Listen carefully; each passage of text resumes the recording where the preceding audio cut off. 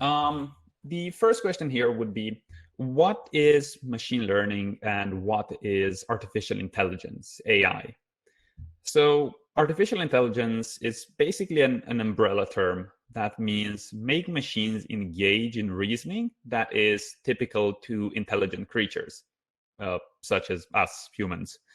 And it's a very wide concept, so it's not that useful as most wide concepts go, because intelligence and reasoning are very broad definitions. Machine learning is, most would say, a subset of artificial intelligence. It's a way to implement artificial intelligence, and it's currently the dominant paradigm in AI. Machine learning is more constrained, at least the kind that we are using here, in that it's basically the idea of training, of automatically constructing algorithms that can do complex tasks by showing them examples of how those tasks are being done.